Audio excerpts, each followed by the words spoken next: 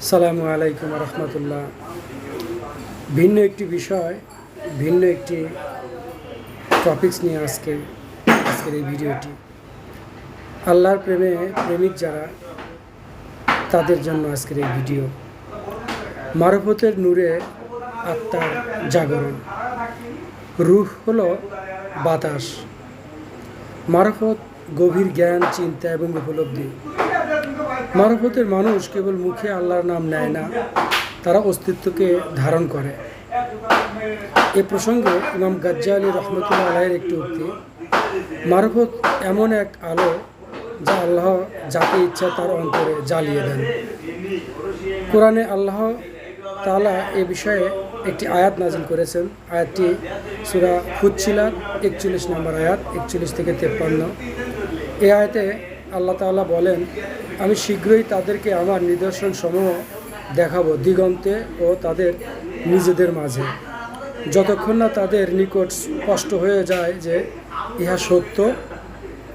এটা হচ্ছে আল্লাহ তাআলা কুরআনুল কারীমে সূরা ফুচ্ছিলাতে উল্লেখ করেছেন। আল্লাহর পরিচয় মানুষ পাবে বাহ্যিক জগতে এবং অন্তরের জগতেও। অন্তর্জগতের সেই গভীর উপলব্ধি হলো মারফত। সুফিদের মধ্যে মারফত নিয়ে ভাবনা। বাইজিদ বোস্তামি রহমতুল্লাহ আলাই বলেন, আমি আমার রবকে চিনি আমার অন্তর দিয়ে, বইয়ের পৃষ্ঠা দিয়ে নয়। জুনায়েদ বাগদাদি রহমতুল্লাহ আলাই এ প্রসঙ্গে বলেন, যখন বান্দা নিজের অস্তিত্ব ভুলে যায় এবং শুরু করে রবের অস্তিত্ব অনুভব করে দেয়, তখনই সে মারফতের অবস্থানে পৌঁছায়। একজন মারফতি মানুষ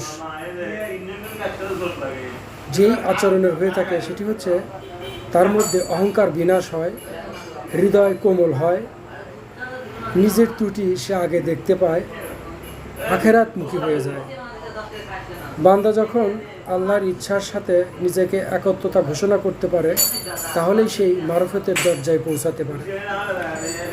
মারফতের এই দরজায় পৌঁছানোর জন্য মানুষের যে প্রচেষ্টা থাকতে হবে তা হলো নিখত নেয়াত এবং আল্লাহর স্মরণে অধিক সময় ব্যয় এবং আত্মচিন্তায় মগ্ন হওয়া এবং নেক সহচর্য।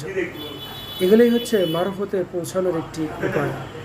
সবাইকে আন্তরিক শুভেচ্ছা, অভিনন্দন। আসসালামু আলাইকুম।